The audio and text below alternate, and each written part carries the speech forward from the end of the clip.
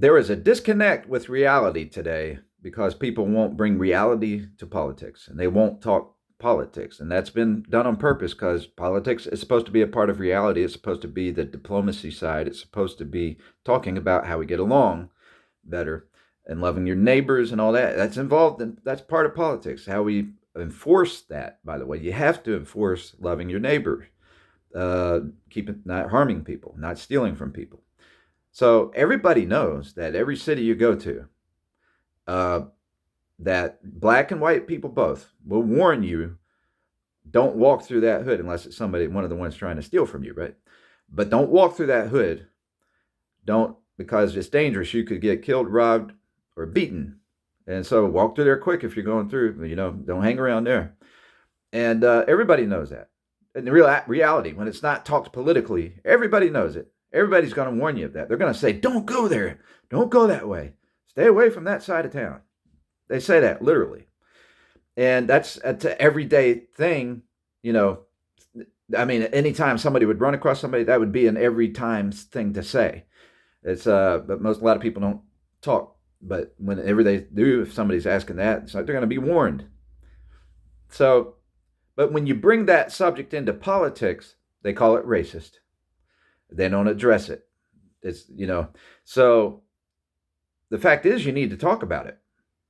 And what they're doing, politicians are protecting the slave masters in those hoods. And those slave masters are ruining the hoods for everybody. And the hoods don't have to be so bad, right? And I understand some people can find peace in those kind of areas and somehow, but they got to keep their guard up and they got to walk straight, and not talk to anybody, and you still have to wonder if now and then something's going to happen. I've lived in those places, right?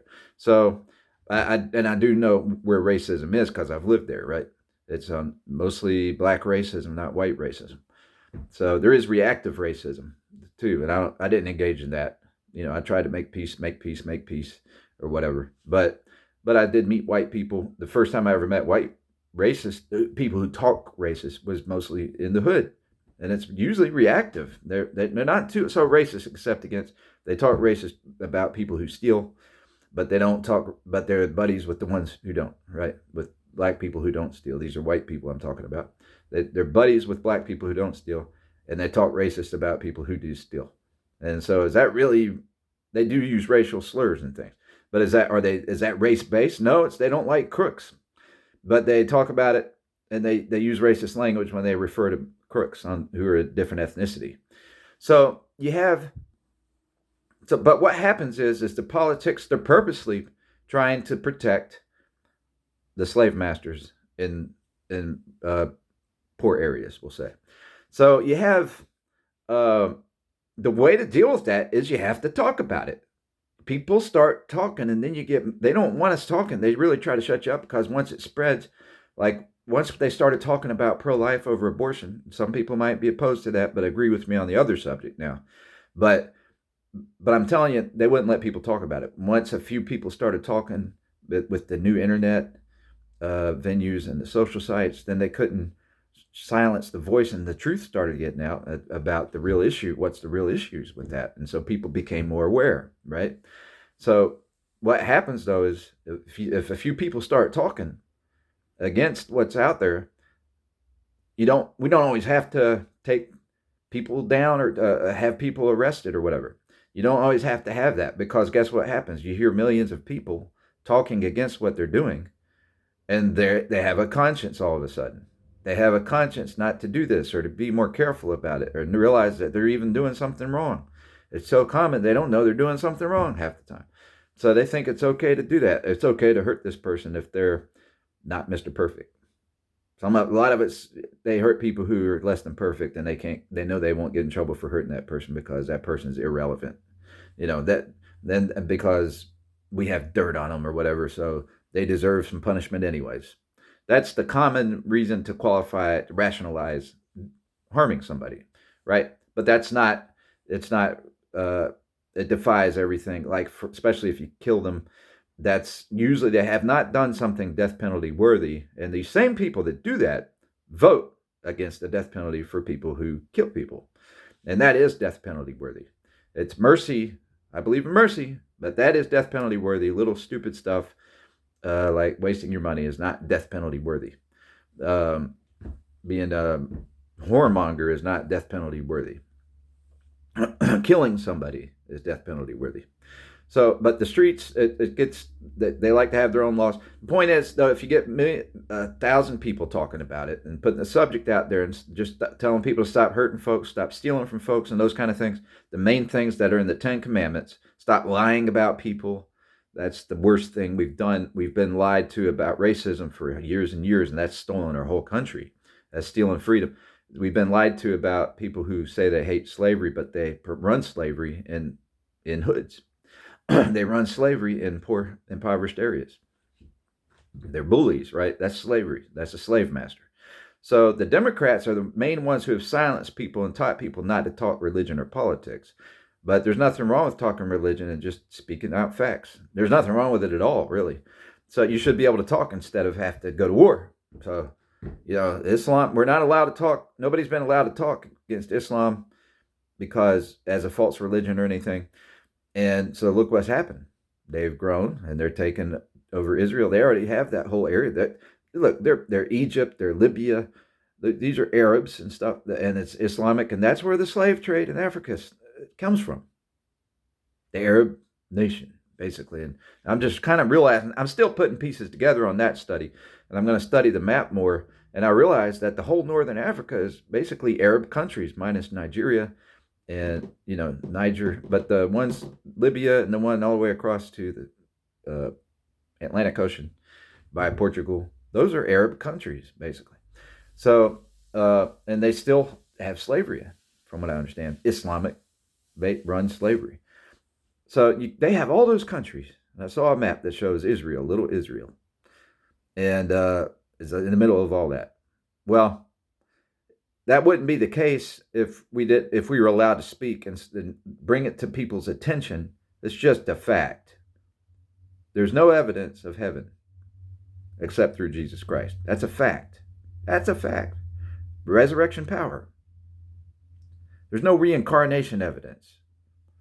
The only thing close to reincarnation, it's not reincarnation. Is resurrection. That's evidence. That is real evidence.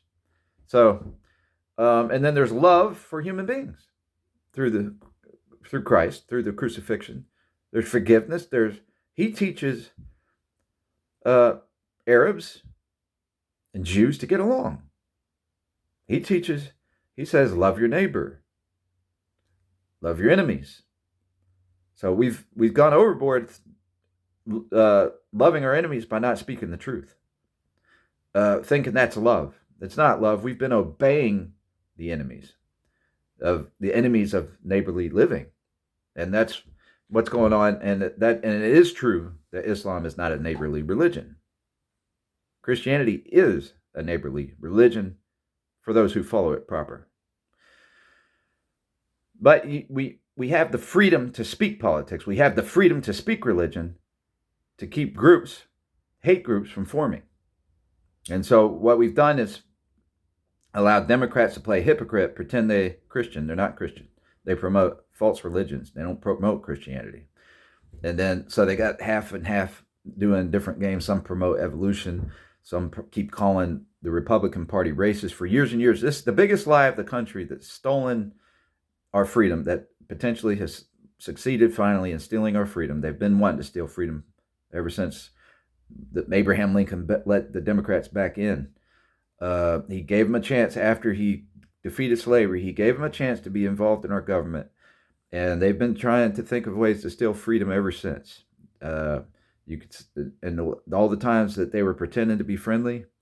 I'm not going to say it's all of them. Some are tricked by what the leaders do, but all the persons that got up high in office, even with welfare, they pretended like Republicans created welfare. They pretend like they help with welfare. Well, they made weird rules like if somebody goes on welfare with their baby and all that, then the father can't live with them. Then that's a trick. That was a trick. So they're trying to find ways to, way back then when they did that, to destroy the family system so they can have power to steal freedom. Because the family actually helps. It's the core the family values help keep everything together and keep things into perspective. Uh, and then the government, they'll play tricks. I mean, that's the making people work for what you would call slave wage. They'll raise the taxes. They can raise your wage, minimum wage, but then they raise the taxes, and it doesn't make any difference. You're just as short as you were. They've even gotten into businesses now, like with phones, and they've made the quality of phones go down, so people have to buy another phone and another phone, and they keep raising the prices too. So anyhow, there's tricks and tricks and tricks, but if you're not talking about it and bringing it to light, what you are supposed to be able to do, and politics is spiritual. It is, because the first best laws ever made for governing a whole nation and self are the Ten Commandments. And then he didn't put stuff like about drinking and medicine in the Ten Commandments. God didn't. And there's not because he doesn't warn against those things, but those are something you work on yourself. Those are something, though, that you should regulate and make sure you have safe products. Those are things you abstain yourself. We educate about that. We're supposed to educate about it, but we're too scared to talk about it because we don't want children to hear it. We don't even want them to hear the word alcohol. We don't want them to know it exists. That's how scared they are of it. But we've been fooled in a sense because when they talk about that and drugs, we've been fooled by it, and we've allowed them to create all these poisons instead of allowing that to be in the hands of scientists. And I know there's bad scientists, but you have good scientists that if they were legal, they would do their job and make the safe reforms, and the bad scientists would have to compete with that to try to get the revenue or just the name, the trophy, whatever. But that's another subject. But you need to speak politics, and I'm just showing the disconnect of reality that we have today. That's just one example. There's tons of disconnects of reality, but that's a big one. How everybody knows in everyday life that you have to be careful not to go through this bad area or that dangerous area in town or whatever. But if you mention it in politics, it's called racist. And so who created that? Democrats created that environment. It's not. It wasn't black people's fault that they got stuck in those environments. The Democrats literally dumped drugs in their neighborhoods and things like that years ago. Not just that, they tried to destroy the family through welfare. They promoted gang life. So it is now a lot of black folks don't believe in God, and that's their choice, their fault. I mean, that's their fault. I mean, when we die and then you find out I didn't make it to heaven, that's your fault. That's your fault. You should listen. You can be able to know the truth and listen to the truth. And there's plenty. Of course, there's a lot of the white people that played. What it's not their fault is that they've been lied to in the media by white Democrats for years and years. White Democrats mostly, and Islamic blacks who have teamed up with the white Democrats who may have come from Africa. They may have been involved in the slave trade. That root of people like Farrakhan and Al Sharpton, he's the hypocrite. He's not a real Christian. He supports Islam and everything else, but he lies all the time about white people hating black people to help create a black racist, millions of black racist armies and all that. And but the white Democrats have teamed up with him to do that. And why do they agree to do that? Do they agree to do it? The white Democrats agree with racist blacks to work together just because they love segregation, because they're just racist? Or is it because to get rid of freedom? It's more about money and getting rid of freedom. So but they got to tolerate racism to do that. So they're definitely a level of racism there where they like staying segregated. And when I say segregated, to an extreme, just because you let people be more comfortable around each other across ethnic lines and all that, and you quit lying about people. They always lie about who's racist. They lie and call the racist people the ones who actually help across ethnic lines, not the ones who kiss up and help each other destroy the family. Those are buddies. They think they're helping. Okay, we're helping black people by helping them destroy their family and teaching transgenderism as transgender parenthood. And we're making laws that says their pastors will go to jail if they won't marry transgender people, if they won't officiate the weddings of fake marriage. And so it's and the transgender and gay people, most of them are pretty smart, and they know the only reason they want marriage. Not only they have some emotions, but they know it's not real marriage. That's the point. They know it's not real. It's not real natural marriage. They know it's not real, but they want it because they want the benefits when their partner dies. They want to be able to get the inheritance, but I don't know why they couldn't anyway. Somebody can sign a will over to whoever they want. So, but that's their reasoning.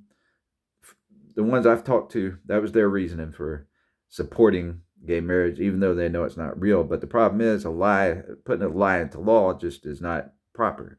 It's not proper to teach children, and it's not proper for if you want to grow your population properly. And so the Democrats are hypocrite. They want to grow a population by bringing more gangs here, or more established gangs, instead of raising a baby to teach them not to live that lifestyle.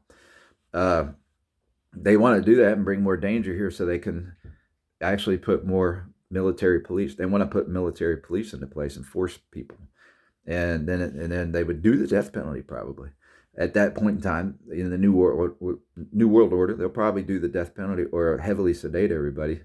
I don't know what their plan is, but they're lying about being against the death penalty. They kill babies, and their favorite people are the mobs who kill people in streets. That's who the Democrat Party's favorite people are. Their favorite people right now is Hamas. They support Hamas. And they pretend they're supporting Palestinians, but that they're supporting the Palestinians who are supporting Hamas, who just chop babies' heads off in Israel and everything else.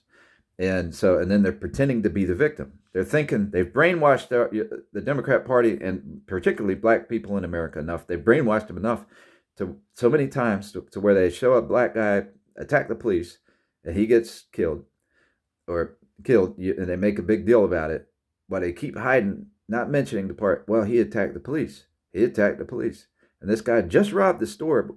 He just threatened the man behind the counter and robbed the store. And he was on top of the police officer, one of them. He was on top of the police officer in the driver's seat, grabbing the police gun when he got shot. And then they go, hands up, don't shoot. That's the particular exact story that came from. And the guy named Michael, I think, in Missouri, that hands up, don't shoot came from that. And that case went all the way to Obama and to the government, federal. They reviewed the case, and they didn't come back and tell us. They kept quiet about it. They didn't want to tell everybody that's what happened in Defy Hands Up, Don't Shoot. They kept marching, promoting Hands Up, Don't Shoot. And so they've tested that. My point is they've tested that trick. And they're using it with Palestine. They're using it to promote Hamas, to terrorist groups. And so that's what they were trying to do with the fake Black Lives Matter group. It was fake. It was totally fake. It was for the same thing. It was a prep for what they're doing to Israel right now. They didn't care one iota about black people. They got more black people killed. 128 black people died per year. 300 white people died per year in conflicts with police. Now, I blame all those white people for almost everyone for attacking the police first. And the 128 black guys who died, it might not have been all men, I assume it was. They attacked the police. Every one of them attacked the police, and that's how that happened. Could have been in car wrecks too, where they were on a police chase or whatever. Some of those killings, and so you have, but when Black Lives Matter came, it went from 128 black deaths a year in police incidences. That's the word I wanted, incidents. Went from 128 to almost 400 a year, with black lives dying. More black lives died from Black Lives Matter than before. Not because the police were worse. It's because more black people would attack the police. It's probably young people believed all the hype. Or that's still their fault for believing it. That's your fault for believing it. You chose to love a lie. You love lies. And you don't go to heaven. Lovers of lies don't go to heaven because they don't believe Jesus is Lord. They're calling him a liar, even though he rose from the dead. He made it obvious, so obvious, and you still choose hate. And so these people hated on the police. But the point is, during Black Lives Matter, it went from 128 black lives dying per year, approximately in 2010, 2009, to and I've looked those statistics up years ago on can't remember the name. Look it up, Google it. Now they lie. Google's they actually switched the statistics not long after I did that. They started lying about stuff like that. They don't make it available. It's like I couldn't find it. A few years I tried to recheck it and couldn't find it. It's like they hid it, you know. But I would put that out there back then, but on Facebook and different places, and it doesn't go far, but a few people at least get to see it, and maybe they share it with somebody else, and maybe they share it with somebody else. And so the truth, though, travels. It doesn't travel, but it sticks. You got to lie 1,000,000 times to have as much effectiveness as telling the truth 5 times. Something like that. I mean, it's literal. But they really do a great job of it's an evil job, but they do a very excellent job of having so many people block the truth in the Democrat Party. So, and it's evil. It's evil. And it's a slave plan. So, but the statistic went from 128 per year to 400 per year, dying in police incidences on the black ethnicity. I think the white ethnic deaths remain close to the same, close to it was 278 or between there and 300 a year. 278 and 300 a year, which was way more. The point is, too, that is way more than how many black people were dying when it was 128 per year. Now it's probably back down to 128. I mean, a lot of that stuff just happens in car wrecks, and police chases. So it's not that statistic. That's pretty low, frankly, for 60, 70 million black Americans. And you think about 60 million, 70 million people, and you look at how many rough people there are in every city. I mean, hot-headed people, hot-tempered people who don't care if they hurt somebody and all this, or if you just speak to them, they'll want to jump you because they don't feel like talking today, right? There's a lot of people like that, white and black. And so when you think about it, that's, say there's probably 60 million. I'm estimating, it used to be close to 50 million black Americans, 49 million. But there's probably more, like 55 million at least now. I haven't taken into account how many died, but we got a lot of new ones, right? So you have, and they're not from, migration. But you have, and then you have how many white Americans? 300 million. That's counting Hispanics now. And then something like that. You had 300 million. I don't know what it is now. And then you only have 300 deaths per year for whites in police incidences. And with blacks, it was only 128. So I'm re-saying those. I'm saying those, reiterating those points on purpose. And you have, but the point I'm coming down to is, let's say, okay, let's go to one city. There's small towns in Georgia with only 100, maybe only 50,000. Let's see. I'm going to think of it.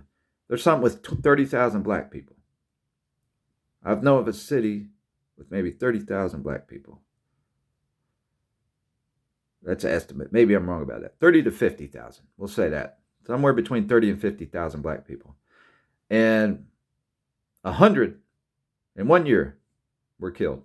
Black people killed by gang activity, where they were shot by each other in one small city. And that's almost as many as were killed in a couple thousand cities across the whole nation in police incidences. And it was their fault. They attacked the police. Almost every one of those 128 attacked the police. But you have in one little city, every little city, you have between 50, almost every city, every small city, even in the big cities, you break it down into parts of the city, and each part of that city has 50 to 100 murders every year. Every city in America. How many does that add up to? Few thousand deaths per year by straight out murders. I don't know how many. I'm not going to go into that. But anyway, I've made my point. You have to talk politics, and you can't leave reality out of politics, and that's what they've done. They call it, when you bring the reality into politics, they call it racist, and then they leave out white murders. They don't tell you about or white. I don't call this murder, but when people die in the hands of police incidents, it's usually self-defense. It's a self-defense killing, or it's a, what do you call it, accidental killing or whatever. There's another word for it, but it's those cases. They don't mention those with white people, but there's actually more. There's more white people that have been killed in police incidents than black. But the truth is, it's usually that person's fault. It's not usually the police's fault. First of all, if you don't go, you're not risking getting killed if you don't go rob somebody. I mean, you're not taking that risk on your own decision. Now, if you're getting robbed by somebody, you didn't ask for that, you didn't bring that on yourself, and there's a risk of getting killed anytime somebody gets robbed, the victim getting killed. There's a risk of also the assaulter being killed. So, anyhow, I'll probably make a short video of this too. But that's about it. I'm out of gas. My brain's out of gas looking at the time. Bye.